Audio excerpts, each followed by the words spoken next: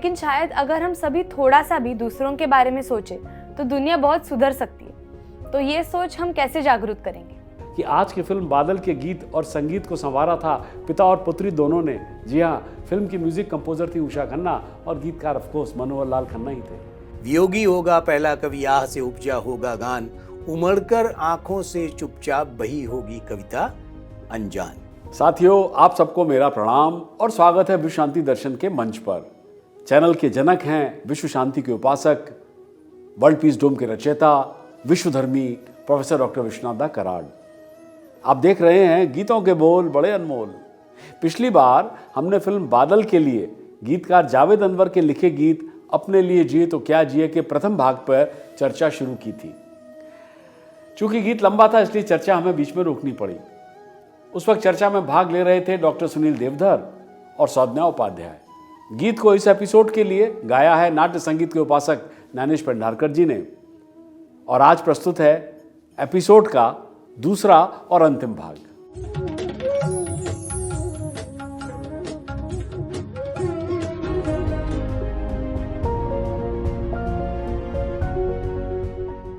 नमस्कार, स्वागत है आपका गीतों के बोल बड़े अनमोल पर।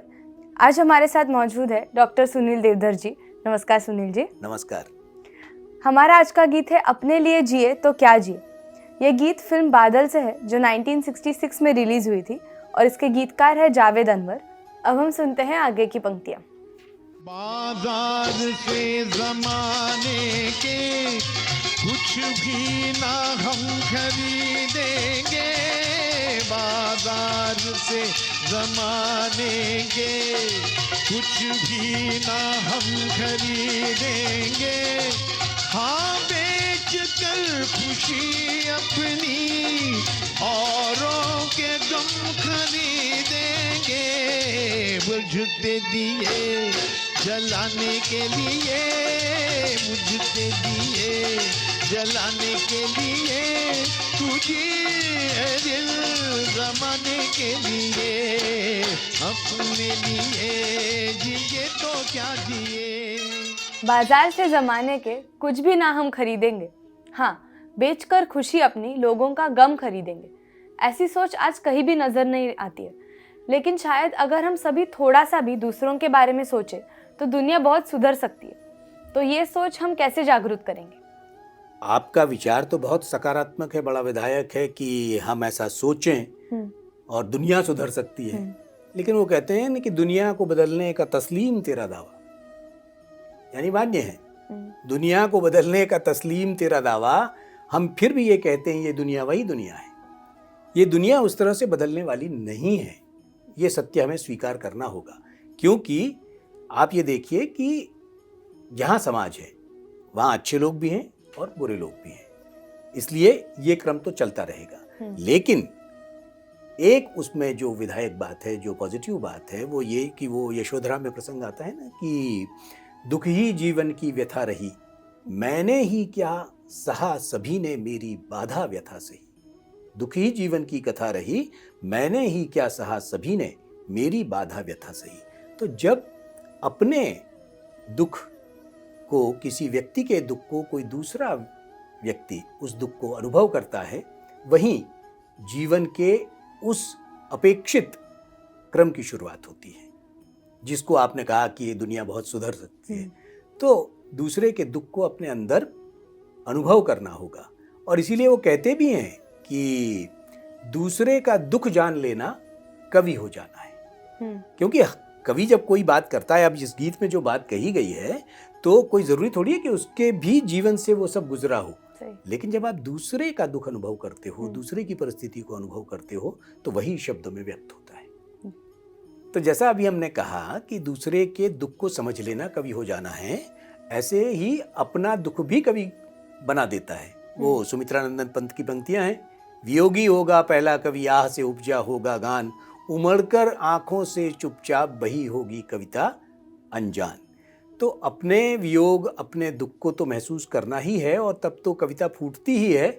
लेकिन वाल्मीकि की कविता अपने दुख से नहीं फूटी, क्रौंच पक्षी के वध के कारण वाल्मीकि की कविता फूटी। रामायण का जो पहला ही वो है, तो ये बात है।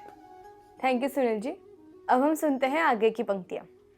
हिम्मत बुलंद है अपनी, पत्थर सी जान रखते हैं। हिम्मत बुलंद है अपनी, पत्थर सी जान रखते हैं।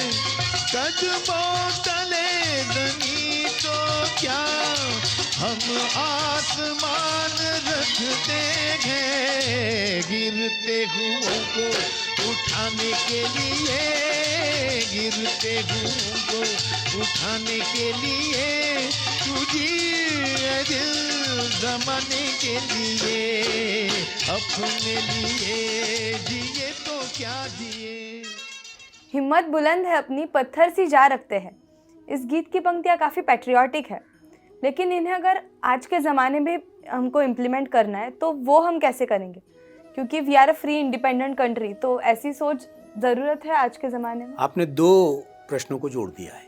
हाँ, व्यक्ति के रूप में हिम्मत तो चाहिए, है ना।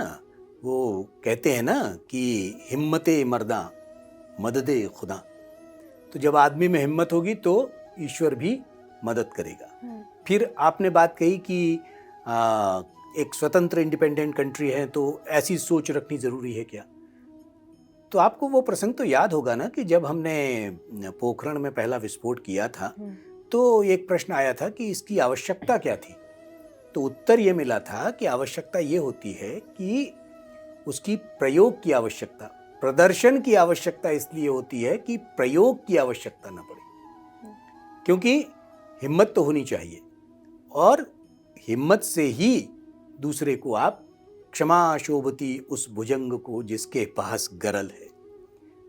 तो जिसके पास में विष है वही माफ कर सकता है, जिसके पास ताकत है, जिसके पास शक्ति है वही माफ कर सकता है। इसलिए चाहे देश के हित में कहें आप बात, चाहे आप व्यक्ति के रूप में बात करें, लेकिन हिम्मत अपने आप में एक अहम पहलू है। पत्थर की जां का जहां तक सवाल है तो आपने वो विंदा करंदीकर की भी कविता सुनी होगी ना कि माझे बन बन दगड़ कि मेरे मन पत्थर बन, कि वज्र सा कठोर भी आपको होना चाहिए। कुछ प्रसंगों में उसकी भी जरूरत होती है। Thank you Sunil ji. अब हम सुनते हैं आगे की पंक्तियाँ। चल आफताब लेकर चल, चल माहताब लेकर चल, चल आफताब लेकर चल, चल माहताब लेकर चल। तू अपनी एक ठोकर में 100 इनकलाब लेकर चल।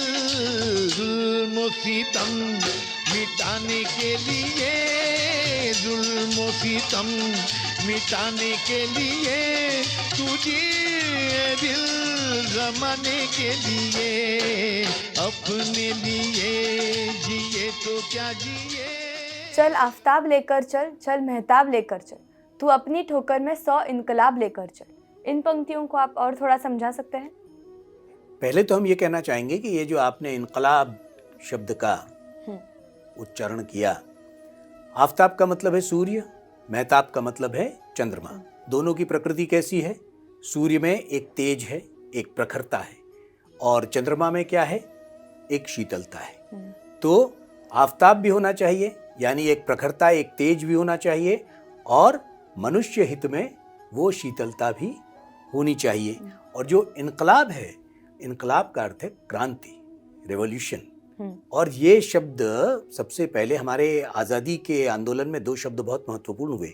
एक तो था ये इनकलाब जिंदाबाद और दूसरा था वंदे मातरम। ये इनकलाब जिंदाबाद ये नारा कहते हैं कि हसरत मोहानी ने दिया था। हसरत मोहानी ने काफ़ी जेल भी गए हुए और 1903 में उन्हें जेल भी हुई थी और उन्होंने काफ़ी कुछ लिखा भी, और वो पार्टीशन के भी खिलाफ थे। तो उनकी अभी आपको ये सारे संदर्भ शायद बहुत दूर के लग रहे होंगे, लेकिन वो जो गज़ल है चुपके चुपके रात दिन आंसू बहाना याद है, वो शायद आपको बहुत पास की लगती होगी। तो वही गज़ल जिसने लिखी है वही हसरत मोहानी। तो उनका जो कहना है कि इनकलाब यानी क्रांति भी आपके अंदर होना चाहिए, क्योंकि क्रांति से ही जो कुछ भी घटित होता है अभी हमें आज़ादी ना मिलती अगर क्रांति ना होती सही। तो क्रांति भी होनी चाहिए। जी, थैंक यू सुनील जी। धन्यवाद। ये गीत भले ही 1966 में रिलीज हुआ होगा, लेकिन इसकी सीख आज भी उतने ही मायने रखती है। इस खुदगर्ज दुनिया में चलिए कोशिश करते हैं कि हम सब अपने लिए कम और दूसरों के लिए थोड़ा ज़्यादा सोचें। इसी के साथ समाप्त करते हैं आज की ये चर्चा। देखते रहिए गीतों के बोल बड़े अनमोल।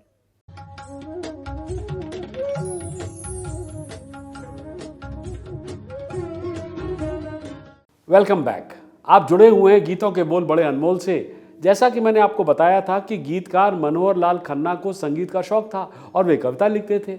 उनकी पुत्री थी बॉलीवुड की जानी पहचानी संगीत निर्देशिका उषा खन्ना। एक युवा के रूप में उषा खन्ना अपने पिता के लिखे हुए गाने गाती थी और उनके लिए धुनें तैयार करती थी। वो कोई प्रशिक्षित संगीतकार नहीं थी, उनकी प्रतिभा ईश्वर की देन थी। जब युवा उषा अपने पिता के साथ बम्बई आई तो उन्होंने अपनी मैट्रिक की पढ़ाई पूरी की और देवधर संगीत विद्यालय में वो शामिल हो गई। उन्हें संगीतकार रॉबिन बनर्जी के साथ हल्के संगीत में प्रशिक्षित किया भी गया था, लेकिन उषा संगीतकार नहीं बल्कि गायिका बनना चाहती थी। गीतकार इंदिवर, उस दौर में उन्होंने शशिधर मुखर्जी को उषा खन्ना की कंपोजिंग स्किल्स के बारे में बताया, लेकिन मुखर्जी ने कोई खास दिलचस्पी नहीं दिखाई। फिर भी उन्होंने कहा कि अच्छा ठीक है, हारमोनियम पर कुछ धुनें जरा सुनाओ तो सही। जब उन्होंने धुनें सुनी मुखर्जी ने तो उन्हें विश्वास नहीं हुआ कि धुनें उषा खन्ना ने कंपोज की थी। फिर इंदिवर ने उषा से कुछ डमी सॉन्ग्स के लिए ट्यून्स कंपोज करने के लिए कहा। इन डमी ट्यून्स को सुनने के बाद मुखर्जी ने अपने दोनों बेटे जॉय मुखर्जी और देव मुखर्जी को बुलाया और उनको भी शामिल होने को कहा उस मीटिंग में।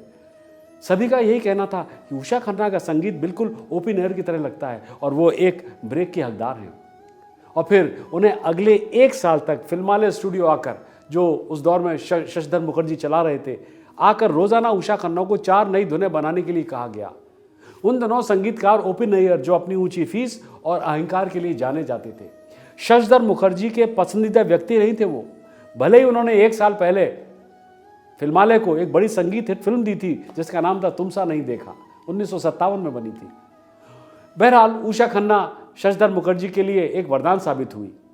उन्होंने अपनी नई फिल्म दिल दे के देखो के संगीत निर्देशन की कमान उषा खन्ना को सौंपी, जिसमें शम्मी कपूर और आशा पारेख ने मुख्य भूमिका निभाई थी। आशा पारेख ने फिल्मालय स्कूल से अपना अभिनय का पाठ्यक्रम तभी उसी दौर में पूरा भी किया था और उन्हें लॉन्च किया जा रहा था। फिल्म का निर्देशन नासिर हुसैन ने किया था। जब ओपन एयर ने फिल्म दिल दे के देखो के म्यूजिक को सुना तो उन्होंने उसकी तुलना अपने संगीत से की और उल्लेखनीयता समानता सुनकर उस गीत की आश्चर्यचकित रह गए उस फिल्म के गानों की। जब उन्होंने पहली बार उषा खन्ना को एक शर्मीली किशोरी के रूप में देखा, एक लड़की के रूप में, तो उन्हें विश्वास ही नहीं हुआ कि ये छोटी सी लड़की, इसने ये सारे गानों की रचना की है। उन्होंने उषा खन्ना को अपना आशीर्वाद दिया और उन्हें अपनी पुत्री छात्रा के रूप में एक्सेप्ट किया। जावेद अनवर के उपनाम से मनोहर लाल खन्ना ने film Ali Baba and 40 thieves, निशान, माया मछिंदर, संदेश, मैं हूं अलादीन, शबनम और बादल के लिए लगभग 23 गाने लिखे थे। फिल्म शबनम के गाने में महमूद के साथ एल विजय लक्ष्मी और हेलन ने अभिनय किया था। और चलते चलते आपको यह भी बता दूं कि आज की फिल्म बादल के गीत और संगीत को संवारा था पिता और पुत्री दोनों ने। जी हाँ, फिल्म की म्यूजिक कंपोजर थी उषा खन्ना और गीतकार ऑफकोर्स मनोहर लाल खन्ना ही थे। इशरते कतरा है दरिया में फना हो जाना, दर्द का हद से गुजरना है दवा हो जाना। हमारा आज का गीत है आदमी दीवाना है। ये गीत फिल्म प्रेम तपस्या से है जो 1983 में रिलीज हुई थी और इसके गीतकार है आनंद बख्शी। रंज का खूंगर हुआ इंसान तो मिट जाता है गम, मुश्किलें इतनी पड़ी मुझ पर की आसान हो गई।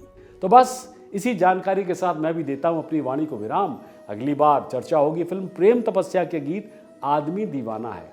गीतकार हैं आनंद बख्शी। सब्सक्राइब कीजिए, साझा कीजिए और देखते रहिए मेरे साथ विश्व शांति दर्शन।